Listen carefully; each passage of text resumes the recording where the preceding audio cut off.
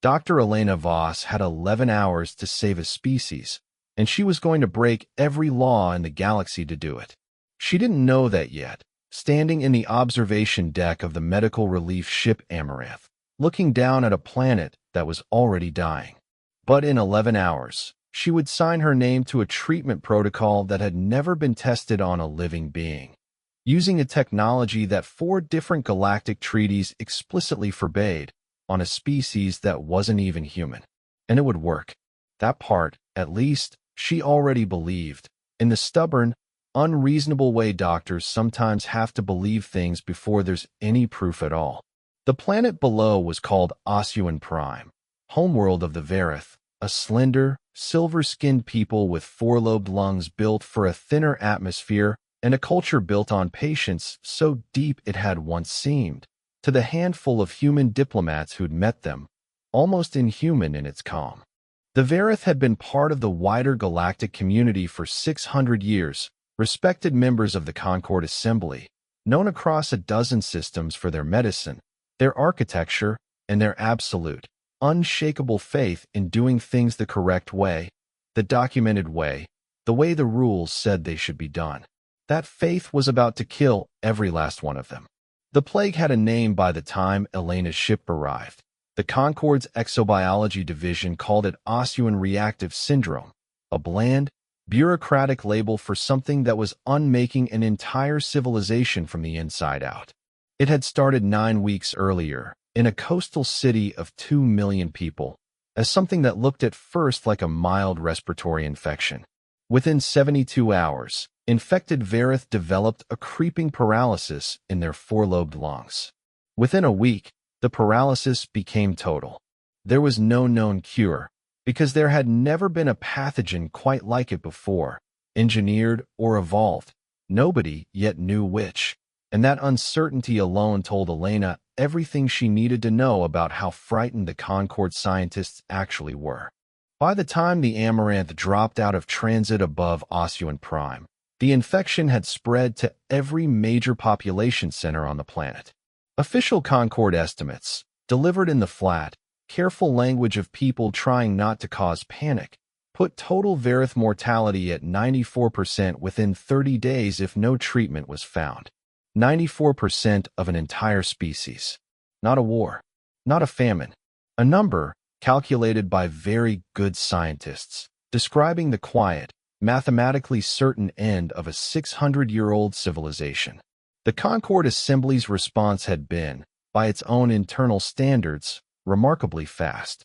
Within a week of the outbreak's confirmation, it had authorized full humanitarian relief status, dispatched 3 research vessels, and allocated more emergency funding than any single medical crisis in the Assembly's recorded history. The Concord Assembly itself was, in many ways, the reason a plague like this had ever been allowed to become a crisis in the first place. It was an alliance of 19 member species spanning nearly 400 systems, held together for over 1,000 years not by shared culture or shared biology, but by a shared, almost religious devotion to process. Every member species had, at some point in its early history, nearly destroyed itself through some form of unregulated technological overreach, a runaway terraforming project, an unstable fusion cascade, a genetic modification program that had gone catastrophically wrong. The Concord's founding charter had been written, quite literally, by the traumatized survivors of those disasters, and its guiding principle had never wavered in 1,100 years. Better to move slowly and lose some lives to inaction than to move quickly and risk losing everything to a mistake nobody had time to catch. It was, by any reasonable measure, a philosophy that had worked. Concord space had not suffered a single large-scale technological catastrophe in over 8 centuries. Diseases were cured, disasters were contained, and wars, when they happened at all, were fought under rules of engagement negotiated so thoroughly in advance that even open conflict between member species rarely produced more than a few thousand casualties before a resolution was reached.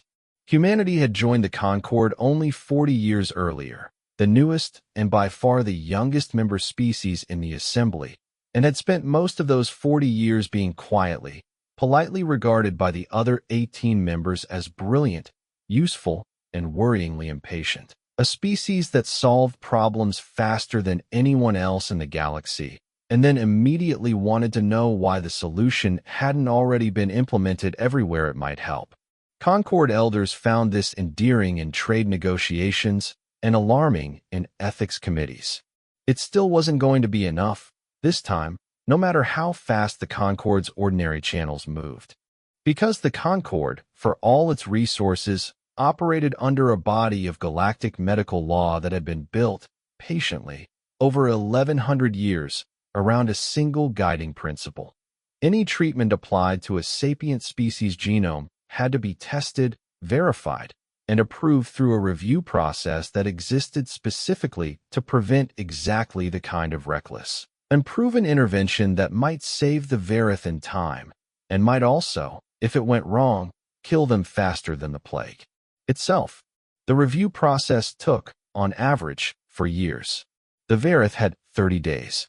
Elena Voss was not, by any official measure, supposed to be the one making this call. She was a field medic, not a xenobiologist, not a Concord-certified geneticist, not anyone with the standing to override 1,100 years of galactic medical law.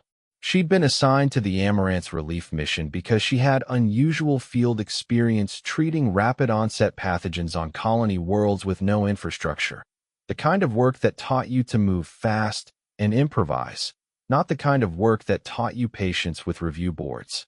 She'd also, 6 years earlier, spent 18 months doing something almost nobody else on the ship had done, working alongside a small, unofficial team of human researchers who had quietly continued a line of genetic research the Concord had formally banned across all member species, a technique called adaptive resequencing, a way of rewriting a patient's own genetic code in real time, mid-infection, to build custom-tailored resistance to a pathogen the body had never seen before. It had been banned for a reason. Early Concord trials, conducted on volunteer subjects from 3 different species, had produced a handful of catastrophic failures, genomes that unraveled instead of adapting, patients who died faster and more painfully than the diseases that would have killed them anyway. The technique was elegant in theory and monstrous in its failure states, and the Concord, in its patient, rule-bound way, had decided that the risk of another catastrophic failure outweighed the promise of the successes. Humanity's own medical authorities had quietly kept researching it anyway, in small, half-funded labs, because humans had never fully trusted a rule just because an authority said to follow it. Elena had been one of 6 researchers on that project before funding dried up and the lab was quietly folded, its findings archived, its technique never approved for use on anyone, human or otherwise. She still had the research. She'd never told anyone she'd kept a copy. The Amaranth's lead physician, a methodical, deeply careful Concord-trained doctor named Kayleigh Thorne, called an emergency briefing 4 hours after the ship's arrival, once the full scope of the outbreak had been confirmed by on-site sampling. "We have 3 research vessels, 40 specialists, and access to every legally sanctioned treatment method in Concord medicine," Thorne said, standing in front of a display showing infection curves that looked less like data and less like hope with every passing hour. "None of it is going to be enough in time. I want that stated plainly, because I don't think anyone in this room has fully processed it yet. We are not here to save this planet. We are here to document its death as compassionately as possible."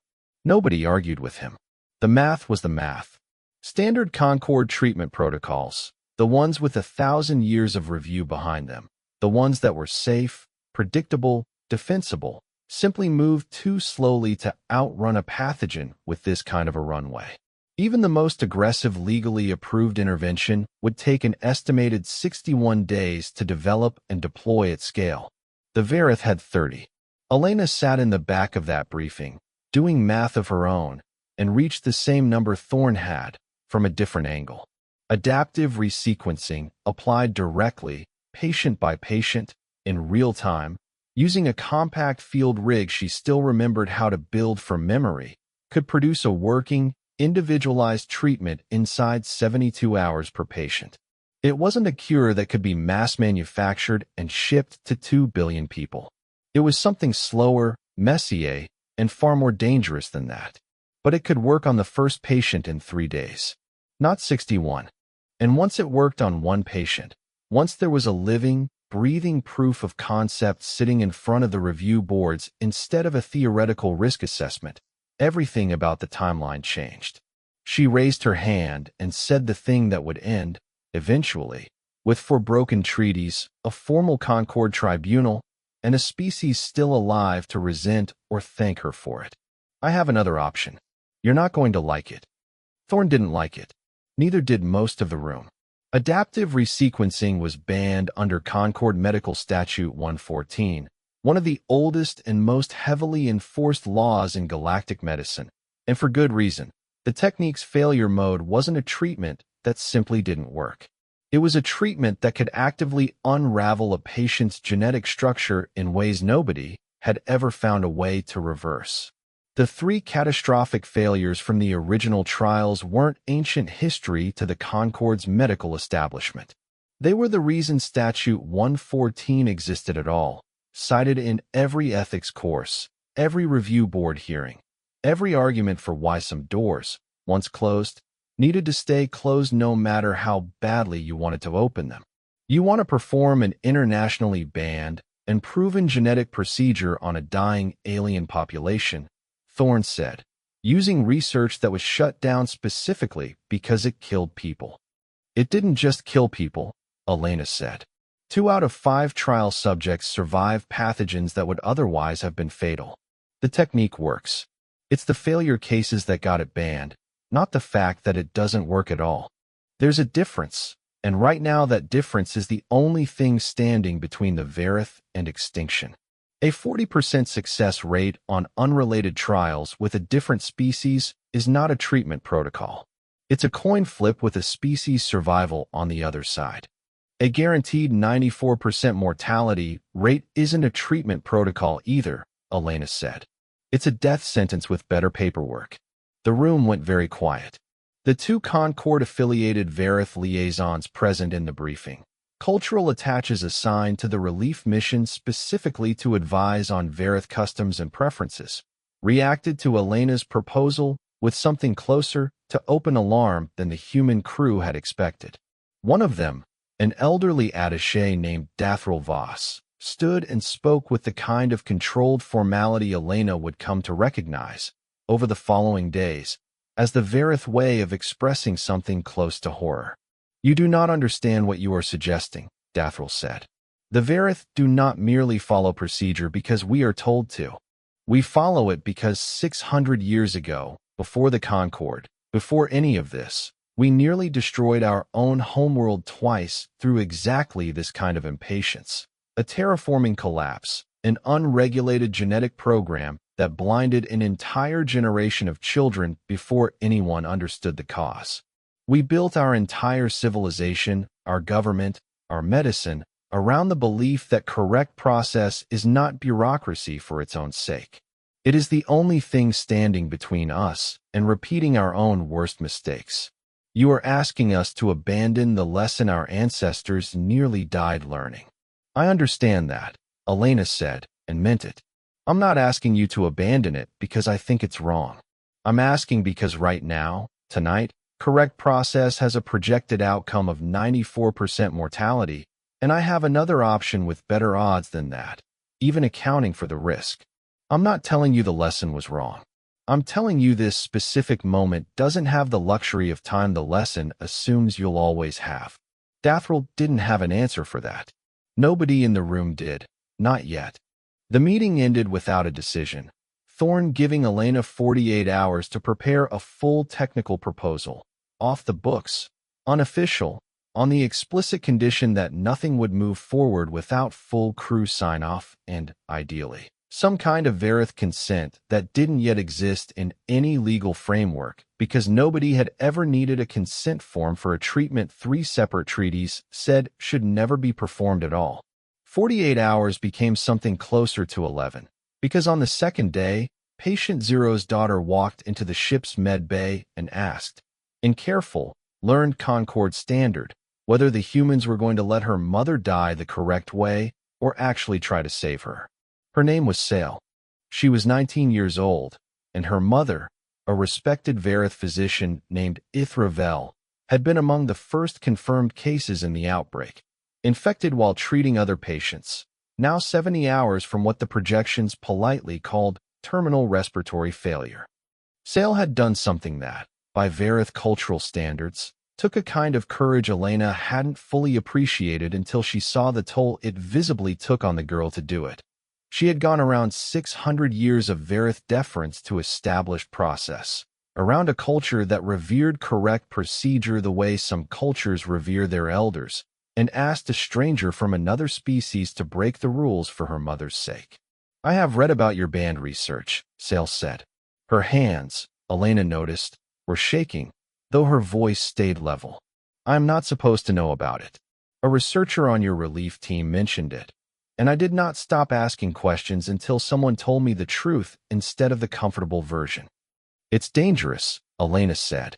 I won't pretend it isn't. I could kill your mother faster than the disease will. The disease is going to kill her in 70 hours regardless, Sale said. I have done the correct thing my entire life. I have filed the forms. I have waited for approval. I have trusted that the people who make the rules know something I don't. My mother taught me to trust that. Her composure cracked, just slightly, just enough. I am done trusting it. I would rather she die trying something than die waiting for permission to try anything at all. Elena had spent 6 years quietly believing her band research still mattered, somewhere, to someone. She hadn't expected the person who finally proved her right to be a 19-year-old girl who'd had to unlearn an entire culture's deepest instinct in the space of 2 days just to ask a stranger for help. Okay, Elena said. Let's go save your mother. Getting permission, actual, if unofficial, permission, took longer than building the equipment. Thorne wouldn't authorize the procedure through any Concord channel, because there was no Concord channel that could authorize it without triggering an automatic review freeze that would take weeks Ithravel didn't have. Instead, in a meeting that would later become the single most scrutinized decision in the entire tribunal that followed, Thorne did something that wasn't in any Concord medical manual.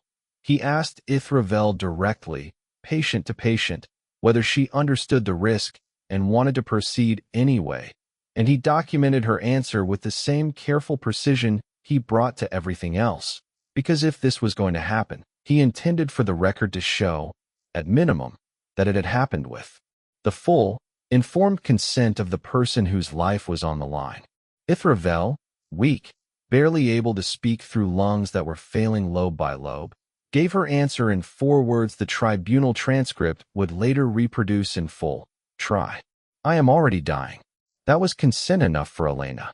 It wasn't consent enough for Concord law, which technically required review board sign-off for any experimental genetic intervention regardless of patient wishes, a rule built, ironically, to protect patients from being pressured into risky treatments by desperate doctors, that in this exact moment was the only thing standing between a dying woman and the one option that might actually save her. Elena built the field rig in 6 hours, working from memory and 6-year-old research notes she'd kept in a private archive nobody on the Amaranth knew existed. It wasn't elegant. It was scavenged medical hardware, adapted power cells, and a genetic sequencing algorithm she'd rewritten twice by hand, because she no longer fully trusted her own memory of the original code after 6 years of not looking at it. The procedure itself took 4 hours, with Sale holding her mother's hand the entire time, and Thorne standing in the doorway the entire time too, not helping, not stopping it, just watching, because he had decided, somewhere in the last 2 days, that if this was going to be the decision that ended his career, he was at least going to witness it happen rather than hide from what he'd allowed. At hour 3, Ithravel's vital signs spiked in a way that made every monitor in the room scream warnings at once. Elena's hands didn't shake, though her heartbeat did something she'd remember for the rest of her life. This was the moment the original trials had failed, the genome beginning to unravel instead of adapt, the point of no return that had killed 3 people 6 years ago and ended the entire research program. She adjusted the sequencing algorithm in real time, by hand, based on nothing but instinct built from 18 months of research she'd never been allowed to finish testing, and pushed the correction through with less than 90 seconds to spare before the theoretical failure window closed for good. The screaming monitors went quiet, not because they'd stopped detecting a problem, because there was no longer a problem to detect. Ithravel's lungs, lobe by lobe, over the following 6 hours, began to move again. Word of what had happened in that medbay didn't spread through official channels. It spread the way the most important things in a crisis always do, through people who'd watched it happen, telling other people who needed, desperately, to believe it could happen to them too. By the following morning, there were 41 Verith families outside the Amaranth's primary airlock, every one of them with someone dying inside, every one of them asking for the same treatment that had just saved Ithravel. Thorn made the call that ended his career and started something much bigger than either of them had expected. He authorized the procedure to continue, not as an approved Concord treatment, but as what he formally logged as emergency compassionate intervention under direct, individually documented patient consent, a legal category that existed nowhere in Concord medical statute until he invented it, on the spot, in writing, specifically so there would be a paper trail proving every single patient had chosen this with full knowledge of the risk.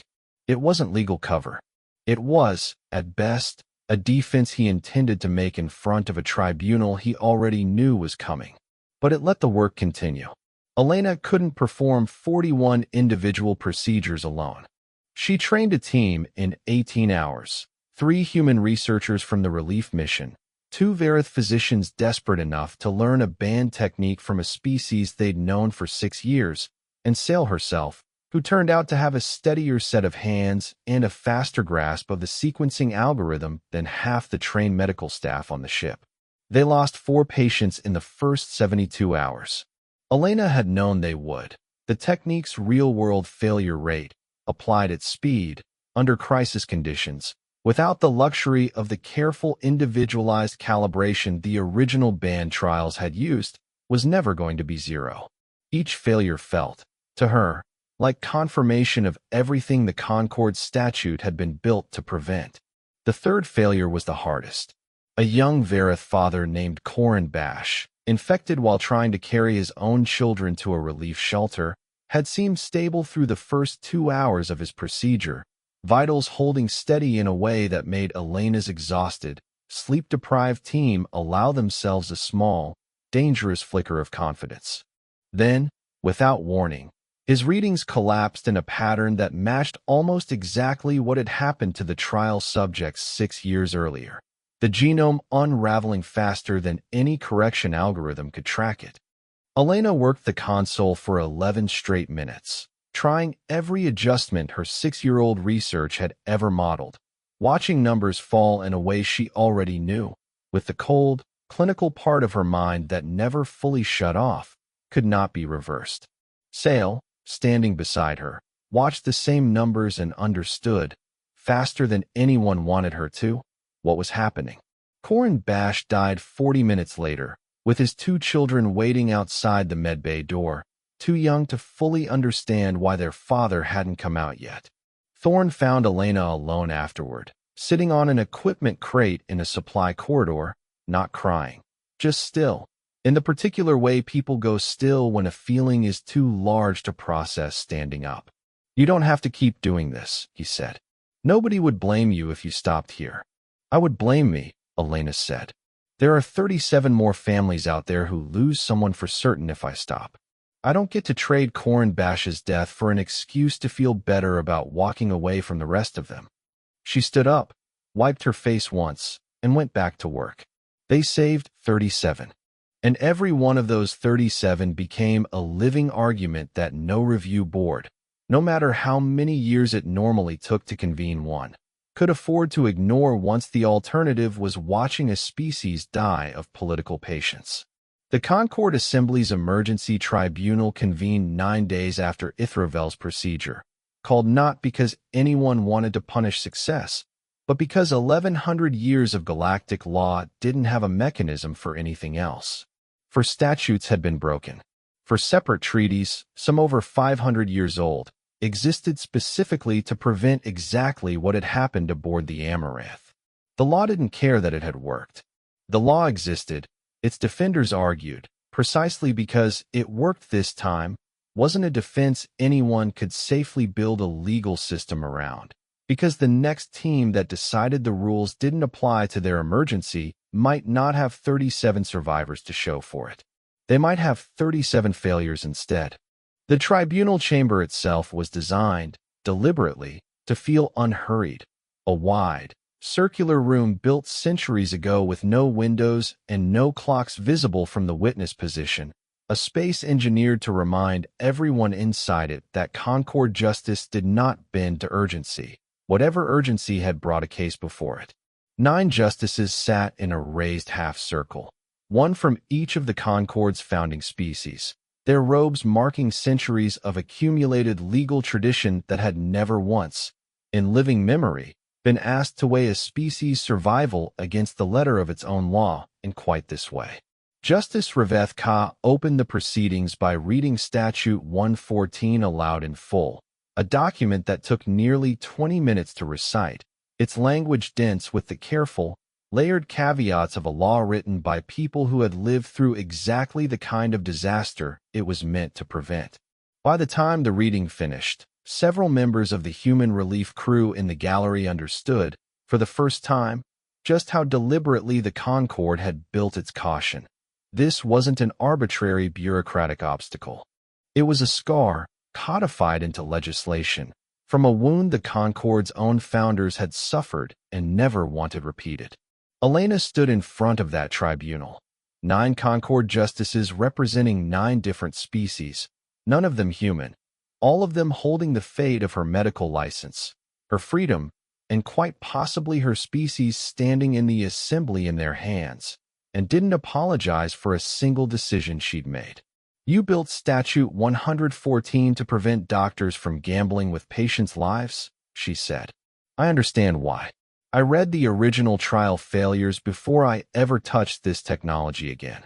3 people died in ways that haunt the research to this day, and I don't say that lightly. She paused.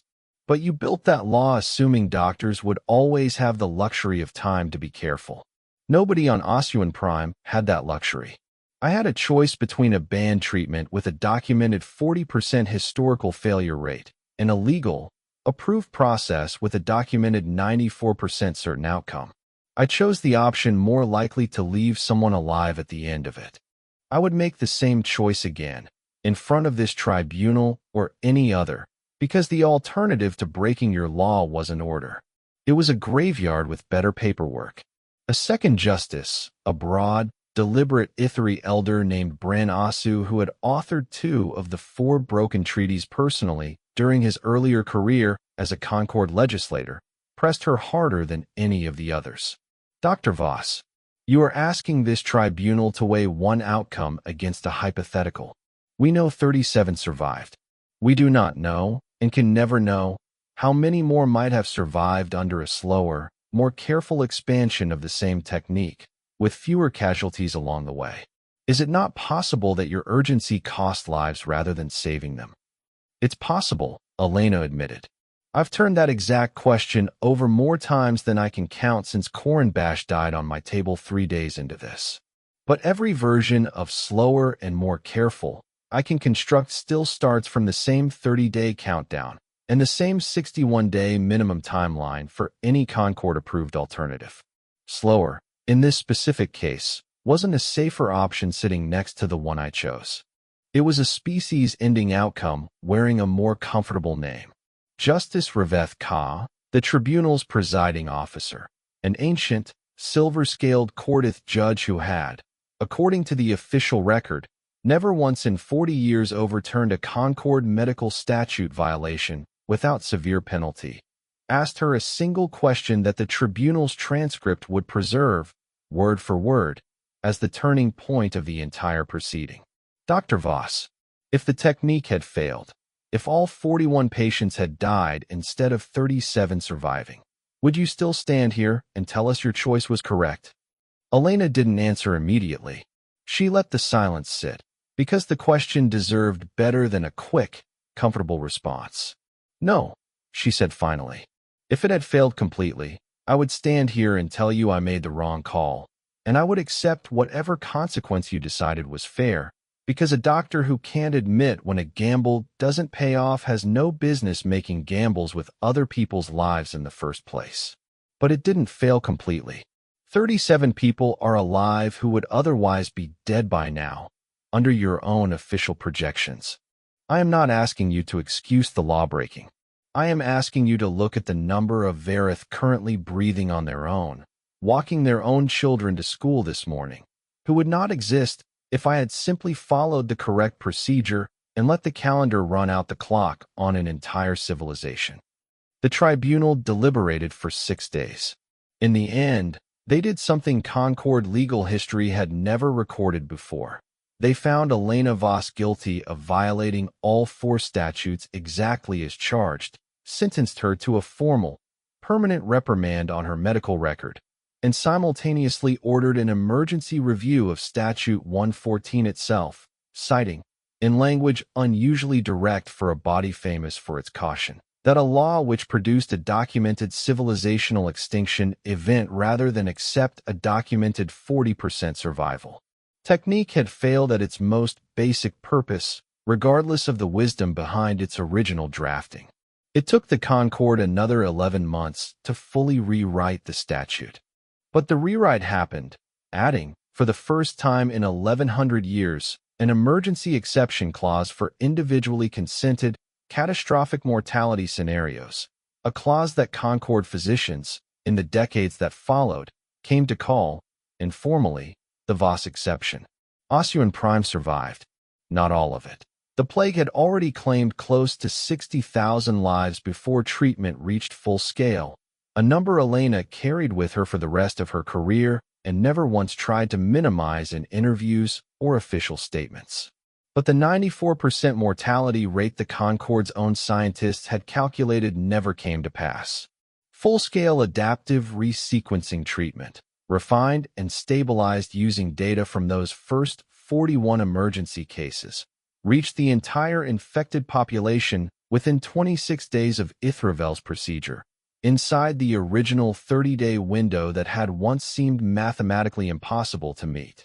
Reaching that scale required something the original 41 procedures never had, an assembly line adaptation of a technique that had been designed, by its very nature, for careful, individualized calibration. Elena's small trained team couldn't perform 2 billion procedures one at a time. What saved the remaining population wasn't a single dramatic breakthrough, but hundreds of smaller ones stacked on top of each other in the following 3 weeks. Automated calibration routines built by Verith engineers working alongside Elena's team around the clock, mobile field rigs manufactured in bulk from salvaged relief ship components, and a triage system, designed jointly by human and Verith physicians, that prioritized the most severely affected populations first while less critical. Cases waited, sometimes agonizingly, for capacity to reach them. It was not elegant. It was not the kind of solution the Concord's medical textbooks would ever hold up as a model of careful, deliberate science. It was closer to a controlled, desperate scramble. Thousands of exhausted people, human and Verith alike, working in shifts that stretched past any safety guideline either species labor law would normally have permitted, because everyone involved understood, without needing to be told twice, exactly what the alternative looked like. Ithravel recovered fully. She returned to her own medical practice 8 months later and became, alongside her daughter Sale, one of the loudest Verith voices advocating for closer medical cooperation with humanity. Not because humans had superior technology, she said in more than one public address, but because they had a stubborn, occasionally reckless refusal to accept a timeline that meant letting people die correctly instead of saving them incorrectly. Sale herself abandoned her original career path entirely and enrolled, 2 years later, in a joint human-Verith medical program built directly out of the crisis. The first cross-species medical training initiative of its kind, designed specifically to teach both species physicians how the other approached impossible problems. She kept, framed in her own office decades later, a printed transcript of the words she'd said to a human stranger on the worst day of her life.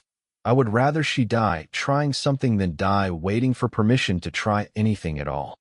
Elena Voss never became famous the way people sometimes assume a story like this should end.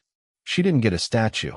She kept her medical license, technically, though the reprimand followed her for the rest of her career, and she never once asked anyone to remove it, because she believed, stubbornly, to the end, that the tribunal had been right to hold the line, even while ultimately agreeing with what she'd done. She went back to field medicine, colony worlds, disaster zones, the unglamorous, under-resourced corners of galactic humanitarian work where rules were sometimes a lifeline and sometimes a death sentence, and the only real skill that mattered was knowing, quickly and without flinching, which one you were looking at. The Voss exception, meanwhile, quietly reshaped Concord medicine in ways far larger than the single crisis that had produced it. In the decades that followed, it was invoked 11 more times across Concord space. Never casually, never without the same kind of tribunal scrutiny Elena had faced, but always with the same underlying question at its center. Is the certainty of this law's protection worth more than the lives it will cost to enforce without exception? Some invocations failed. Two ended in outcomes as painful as corn bashes had been, deaths that critics of the exception pointed to for years afterward as proof the original tribunal had opened a door that should have stayed shut. But the exception also saved, over the following 40 years, an estimated total of more than 200,000 lives across 6 different species, a number that even Justice Bren Asu, who had argued hardest against Elena in the original tribunal, cited in a retirement address decades later as evidence that the Concord's oldest instinct, caution above all else, had needed exactly one carefully bounded crack in its foundation to remain trustworthy rather than merely rigid. Thorne never returned to full-time Concord service after the tribunal, though he wasn't stripped of his license the way some had expected. He spent the remainder of his career training incoming relief physicians in what he came to call, without irony, the discipline of documented desperation, teaching young doctors exactly how to build the kind of record he'd built aboard the Amaranth, so that if they ever found themselves standing where he had stood, they would at least leave behind a paper trail honest enough to survive the tribunal that would inevitably follow. Ithra Vell recovered fully. She returned to her own medical practice 8 months later and became, alongside her daughter Sale, one of the loudest Verith voices advocating for closer medical cooperation with humanity. Not because humans had superior technology, she said in more than one public address, but because they had a stubborn, occasionally reckless refusal to accept a timeline that meant letting people die correctly instead of saving them incorrectly. Sale herself abandoned her original career path entirely and enrolled, 2 years later, in a joint human-Verith medical program built directly out of the crisis. The first cross-species medical training initiative of its kind, designed specifically to teach both species physicians how the other approached impossible problems. She kept, framed in her own office decades later, a printed transcript of the words she'd said to a human stranger on the worst day of her life. "I would rather she die trying something than die waiting for permission to try anything at all." When asked, years later, why she'd risked everything for a species she'd never met, on a planet she'd never intended to stay on longer than a standard relief rotation, Elena gave an answer that ended up quoted more often than anything from the tribunal transcript, because it distilled, in a handful of plain words, something the whole galaxy had needed a dying solar system to teach it. "They were dying, and I knew a way to maybe stop it," she said. Everything else was just paperwork standing between one fact and the other. I've never been very good at letting paperwork win that argument. Across 100 worlds that had spent 1,100 years trusting careful process above almost everything else, That answer landed harder than any speech a diplomat could have written. Not because it was clever, because it was true, and because an entire species was alive, breathing on its own, walking its children to school, specifically because one human doctor had decided that being right eventually mattered less than being fast enough to matter at all.